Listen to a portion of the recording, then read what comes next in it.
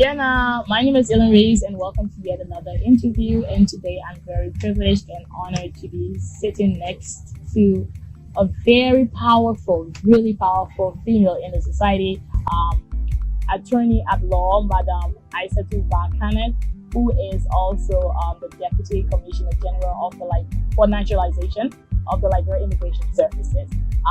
Good day, ma'am. How are you? Thank you. All right, it's so nice to have you, and I love your outfit. Thank you. All right, so just tell the public exactly what you do. You're a woman who wears a lot of hats, like many of them. You're making a lot of impact in Liberia. So just dive into that a little bit. Well, thank you for this honor to share my experience with you. Like you rightly said, I am the Deputy Commissioner General for Naturalization at the Liberian Immigration Service.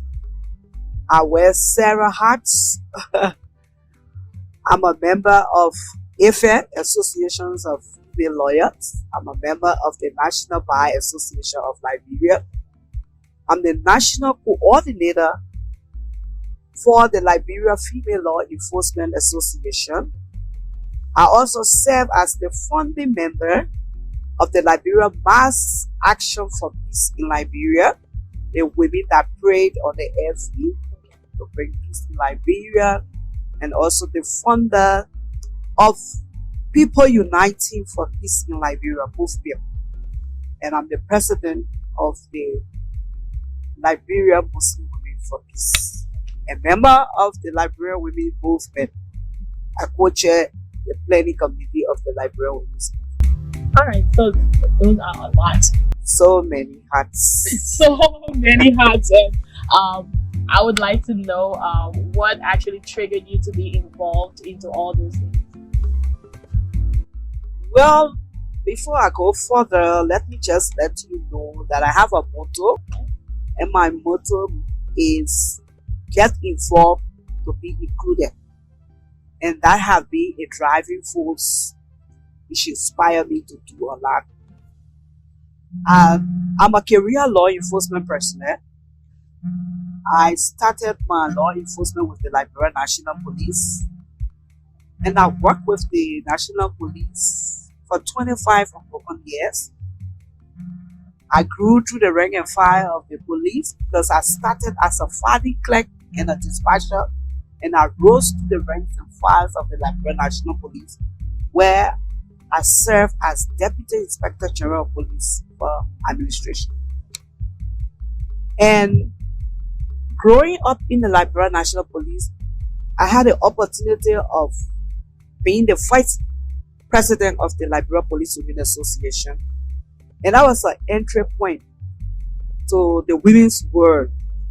Because when I found myself advocating for the women in the police, and that extended my work with the women of Liberia, and then we started to work. And with that, we were also opportune to work with the late Group Caesar, who was heading the Women NGO Secretariat. But at that time, she was like the coordinator of the Women and Children Unit at the Ministry of Planning. And through that work, it may interest you to know that I was one of those that petitioned former President Taylor to establish the gender ministry that we have today. And working with the women it served as an eye-opener to so many things. And then we were able to bring the police women under the Liberia Female Law Enforcement Association, which is the umbrella organization for all security women. And that took me to another level, because as we were representing these women, we had the opportunity to encounter other people and we got involved. So from that point, I think it was an entry point to where we find ourselves today. Okay, so that's a lot of things to be involved with. How has the journey been for you? I know it hasn't been bed of roses all through. Yes, the joining being challenging. For the fact, as a female, finding yourself in a male dominant profession, it have not been an easy one.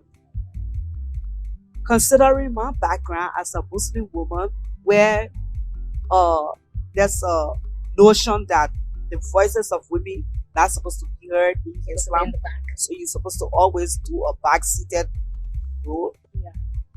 It has been very difficult. And looking at the security sector, for the fact that the notion is that when you even hear the word police, security, law enforcement, the first gender you imagine is a male. So changing that dimension, that stereotype, it has been very, very challenging. But by the grace of God and with our commitment, we are able to survive it. All right. So do you want to list some of those challenges that you had to overcome? Well, when I joined the Liberia National Police, that was in 1985 when I joined the Liberia National Police, because I graduated from high school in 1983. So when I found myself in this sector, it was like, no, you need to stop right there. This is not your point. And then sexual harassment was also another challenge, where I had to be transferred from another section, which I loved, to go to another section because of the sexual harassment that I faced. And then also considering that I was a female, or I'm a female, and this is not your role. Because there is a history that in the past, women in the sector were not encouraged to be security personnel. They will work with the security sector, but they were only restricted to be radio operators, secretary, filing clerk, receptionist, those surveillance roles. That was in 1979 when the OAU came to Liberia. That's when few women like YeahNah C.A. Brown, former Inspector General of Police, they were recruited as motorcyclists. With another lady called Siru. And then the recruitment really proved to the authorities at that time that yes, women should be encouraged in the sector. So that broke the barrier, and then the women started to be recruited in the sector. But it has been very, very challenging, because you and the male will go to the academy together. Sometimes I say this, people laugh. When you get to the academy, all of you are trained the same way. They don't low down the standards. Yeah. They even spy from you. But upon graduation, only the male are given opportunity for good assignment, good incentives, promotion, decision making. Always like, woman, this is where you belong. Yeah, so it's just like they put you in the box. Yes, so those are some of the challenges. And then my own background. Oh, why is she in this front row? She's in the police. She's wearing uniform, in pants and all of that. And then some of my inspiration came from my husband. My husband being a professional, he's a Muslim. He's in foreign service now, but he started as a journalist and former LBS managing director. Now he's in the foreign service. But he has really been, my support, because looking at a Muslim wife, you need to play a role home. You have to be home. The family pressure. Oh, what your wife? You're allowing your wife to go out there to be in public space, and it's like we understand ourselves, and that's what she wants to do. And as a husband, I must give her the support. So that has really helped me to overcome some of my challenges. And that is very good to know. I think that is what marriage is about: partnership, supporting each other. Do you consider yourself an activist? Of course I am. Okay. I am an activist. And like during the crisis, when we had a World War I, II, and III, there was a complete breakdown in the rule of law. Offices were not working, sectors were broken down, and And I told myself, even though I'm a police officer, but I believe as a law enforcement personnel, your primary responsibility is to maintain law and order, is to mediate. So I'm going to work along with my friends. Because when the bullets are flying, they're not looking for who Muslim, who Christian, who female, who male. It was just in around them. And so I found myself out there. And today I'm proud that I did the right thing during the crisis that we had, because other colleagues of mine took arms. They joined warring factions. And we can see today that our society do not favor those kind of people anymore. So sometimes I said, when we're advocating for peace, and people will tell us, these are frustrated with me, these are prostitutes. Later they didn't know that we're professionals and we needed, peace, because if you don't have peace, you can't do anything. So I am an activist and I feel good about it. And being an activist and finding myself as a lawyer and as a security personnel, I think I'm doing the right thing. Because as an activist, you're going to make sure that people's rights are respected, their views are respected, human rights violation should reduce, violence are decrease, and all of that. Today, as you see, Liberia, we have increase in rape, sexual exploitation, and abuse. It might interest you to know that I am the former and vice head of the Women and Children Protection Section at the Liberian National Police. I'm an investigator of rape. So I know what it means. And being an activist, once you have all of those disciplines with you, you know exactly how to carry yourself. You know the issues, to bring forth. Activism is not about criticism. It's about identifying the right things and working with the right people so they all work together to see how we can have a peaceful society.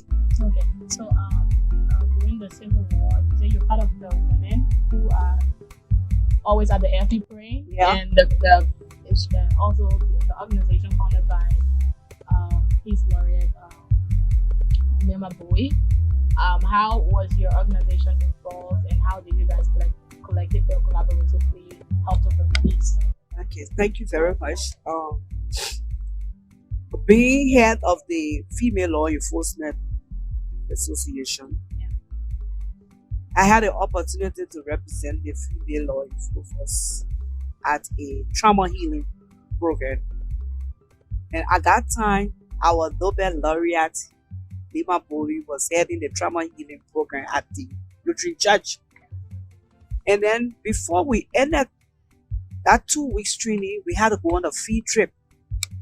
And this field trip led us to the Lutheran Church, where Lima, being a part of the Christian Women Peace Initiative, decided to launch the Christian Women Peace Initiative to advocate for peace.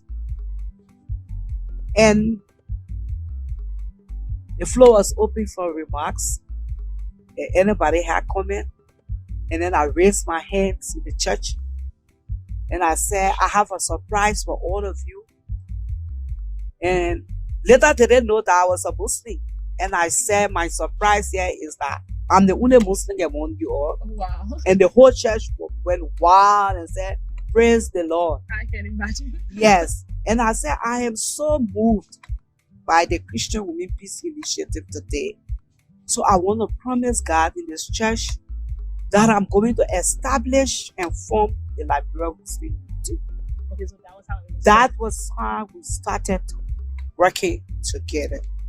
So then the Christian women were meeting on Tuesdays and the Muslim women were meeting on Fridays. Yeah. And so because of my role in the security sector, I have access to intelligence. So this is why I informed my colleagues. I said we need to do something forceful because the war is right there at our door. And this is how Lima said, yes, we need to do that. So we brought 5 women from the Muslim women, 5 from the Christian women. And we brainstormed, we came up with our activity plan.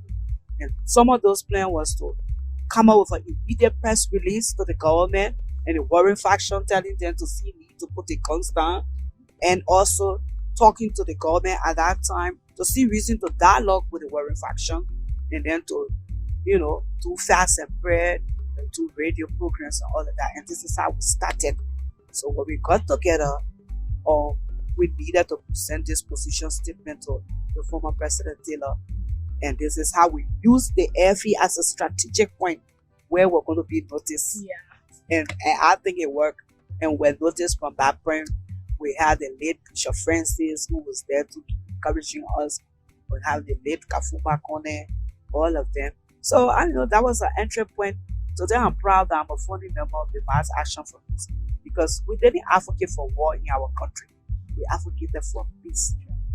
But today you can see the results. Even though people still complain, but at least the silence of the country. Like my NGO that I just launched, People Uniting for Peace in Liberia, Buffalo. Our motto is, peace is not the silence of the guns. Peace is not the silence of the guns. It's not because we are not fighting war. But today you can see a lot of violence. Why are people just angry? People are just bitter about each other. Frustrated. Anger, transfer aggression.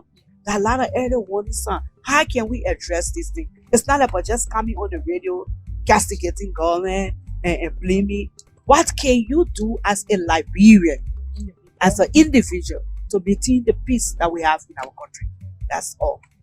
Because it starts with everybody. Exactly. You need to be at peace at yourself. You need to be at peace with other people. So also being the president of the Liberian Muslim Women Association. Muslim Women for Peace. Yes, Muslim Women for Peace. How do you manage that group, as well as how does it align with your core values? We have a leadership. Even though I'm a founding member, I'm the founder and also the head, but we have women too. We have our prayer warriors, because this group is actually to pray. We do prayers, we do fast and prayer, and we do dialogues with individuals. So it's not anything that really going to take all of my time, because we have leadership in place. But most of the time, like Fridays, when we go for our regular prayers, we have meetings and we distribute our responsibility. And I think those are responsible women, even though some of them may be rural women, but you'll be surprised to know that rural women are so committed to the cause. They are so committed. They are willing to even go other time to spread the messages. We go from mosque to mosque. We have our liaison in the different mosques whenever there's some activity. Like in 2003, when we did this mass action, we closed the mass action down because it was a point where we used 8 to 9 months wearing sackcloths and ashes. We're not wearing jewelries, no makeup, nothing. We're just in our white t-shirt and our white hair tie. So we came a point after 9 months, prayed with the women, prayed for Liberia, and then everybody went their way. But then most of the women that were with us came from the different counties, and they were in the IDP camps, the internally displaced camp. And so they said to us, "Oh, we have nowhere to go again. You people have already introduced this to us, and this is why we are comfortable to. So can we stay do this?" So we had a MOU that, okay, we will build this peace hut. And that is the peace hut that we built in the back there, the air. And we have this peace hut. Every Thursday, the women assemble there at 12, both Muslim and Christian women. We do the regular prayer points and they disperse. If there is a problem, there is a concern, that's when we all mobilize ourselves again and go right back at the fish pond. So that's like a meeting point, that's like the foundation. That's our foundation, and I tell you, that place is so blessed. It's so blessed because I remember one day we were doing our hourly prayer, and it was about 12 noon. 2 Muslim women and 4 Christian women gathered at different points in time. And they said the Lord has spoken to them that if we have never prayed before, at that hour we should pray. And the women started to intensify their prayers. They prayed. Less than 2 hours, we received the call that former President Taylor was indicted in Ghana. And the whole, everybody just became focused. We pray that God should bring him back. And the voice came again and said he will return. So that place is so powerful. And prayers, it is the heart. True. It's the heart togetherness. And sometimes people laugh. We even went to the extent of going on sex strike. I think you mentioned that Yes. with your husband. Yes, we went on sex strike. And people laugh when we say this. But it's like, if you are really in the things of God, you don't even worry about having sex. True. That shouldn't even be your priority. Your focus should be on God because you haven't seen, but his presence should be felt at that moment. And he comes down and do what you want him to do. That's very intentional. So we'll just take a short break and Thank you. so we'll take a very short break and be right back.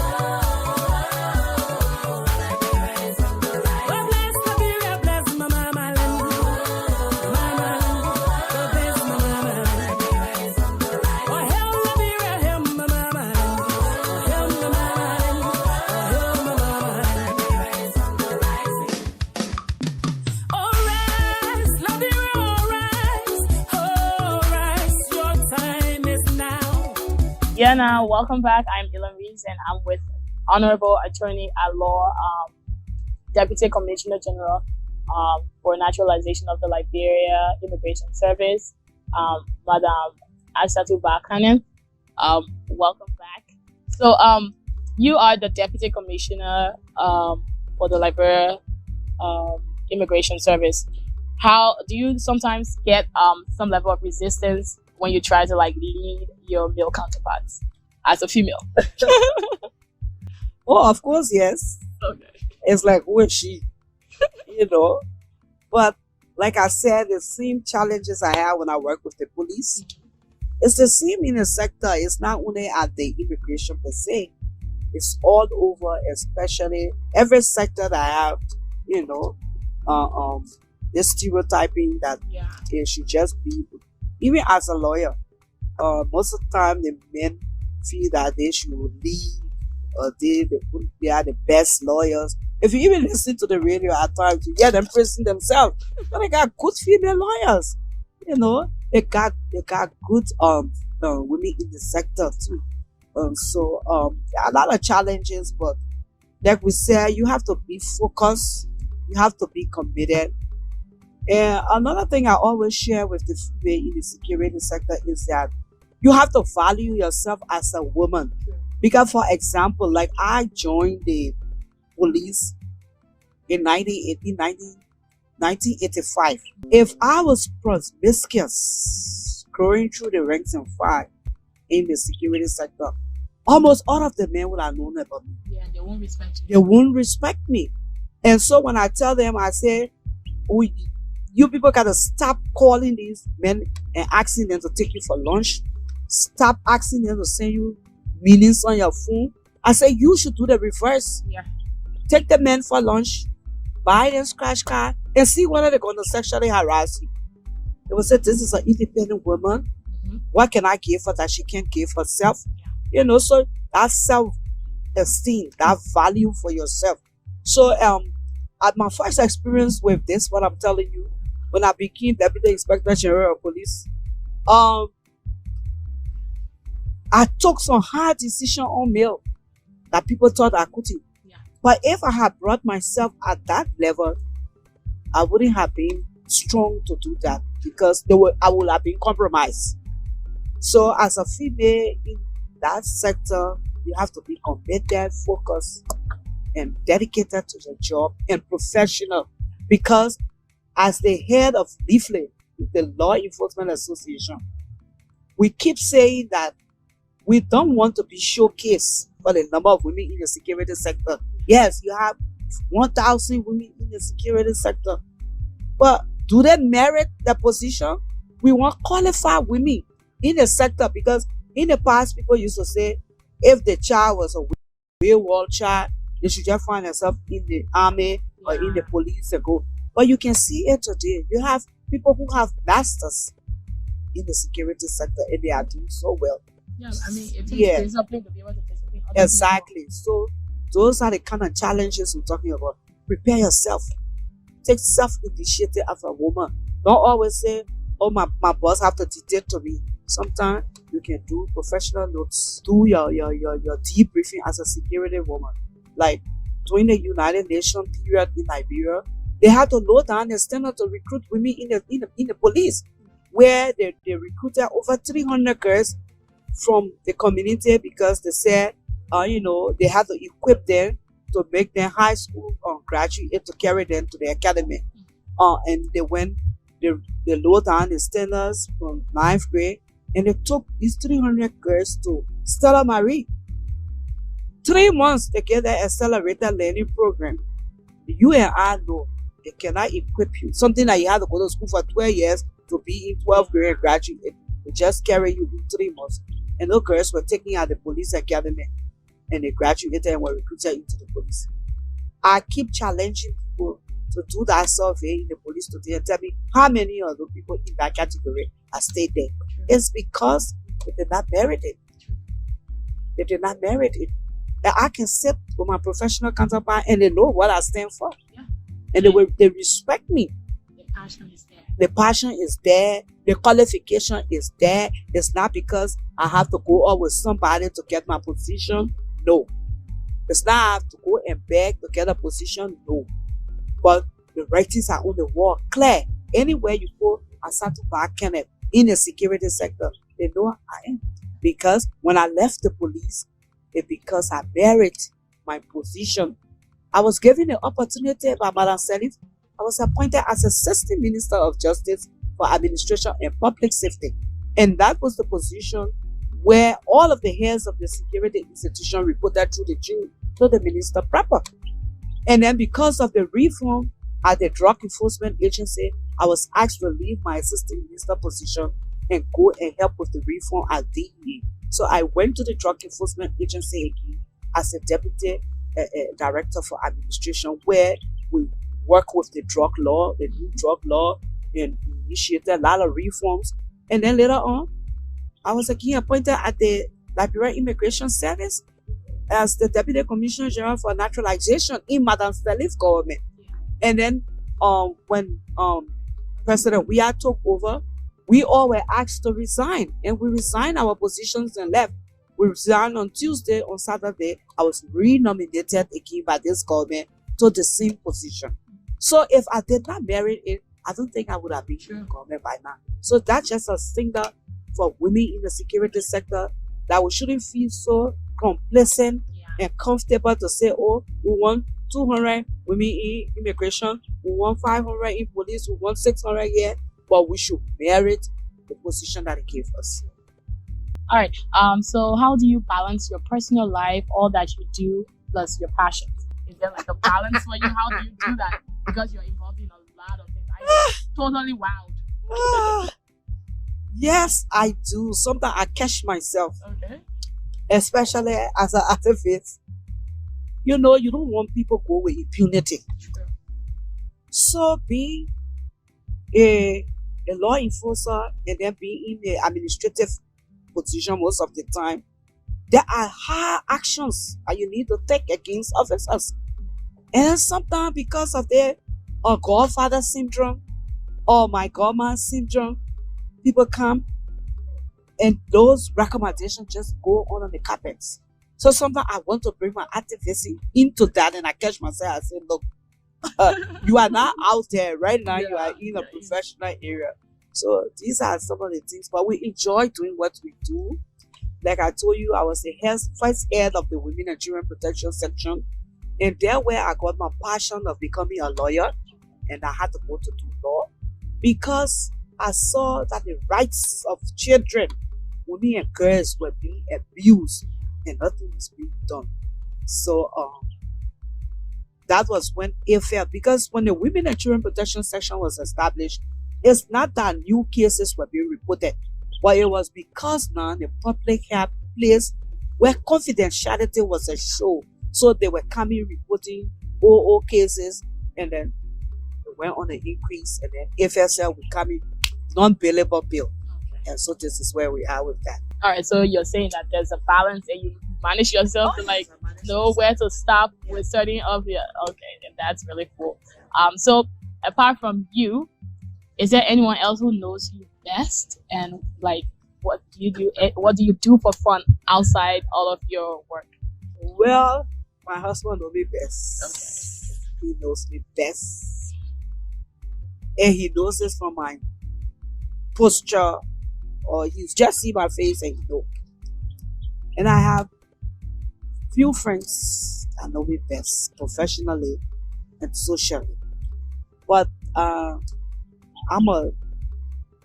love socialization because it also helps to improve the work that you do. Because you can't say you are professional and you're just all by yourself. You don't socialize. You're not a people's person. Just self-centered. You know, I love networking. I love socialization. I love to go on retreats, especially the one that you have to spend the night over and have fun, you know, the girls' night and all of that. You know what I'm talking about. I know exactly. I feel you. So, you know, I have another life beside the professional side. Okay.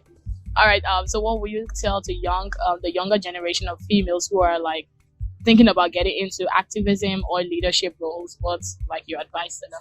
My advice to them is to be focused.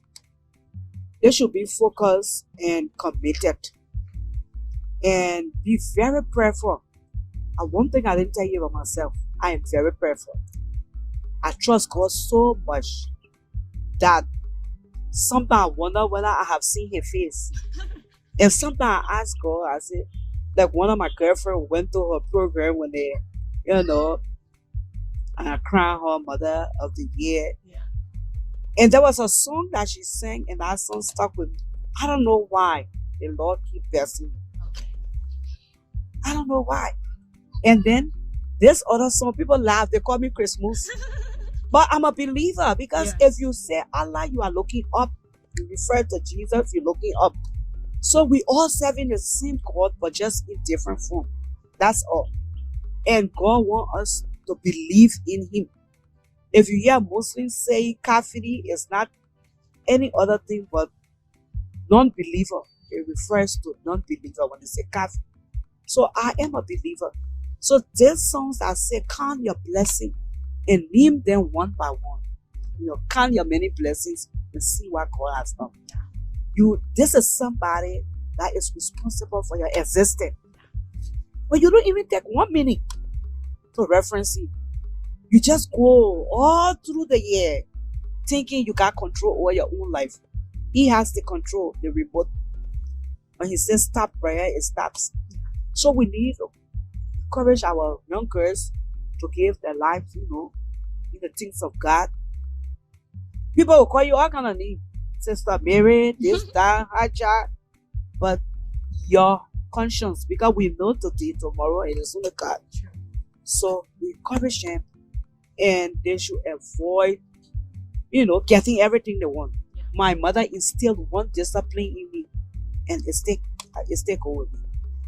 When I was coming up, they had these phantom people that always used to have their pin on their head with teeth set, and doll baby, all kinds of stuff, ribbon bow. And everyone that passed, I would cry and tell my mom, I want this. And she would buy it. So sometimes 7 different persons she would buy from. When I got in 7th grade, my mother was uneducated. But she told me, she said, look, as of today, I'm no longer going to buy what you want. I'm only going to buy what you need. And that stuck with me. It also helped me in my marriage too. Because if you start to get what you want, sometimes you drive your partner crazy. True. And if your partner cannot afford it, that's why most of us so-called educated women, we are either on separation or divorce because we keep pressing on our partner to do what they cannot afford. And that brings problem in the home. And so when the little girls see you that they're supposed to take you as a role model, they learn those bad behavior. And then before they become 18, you just can't stop them.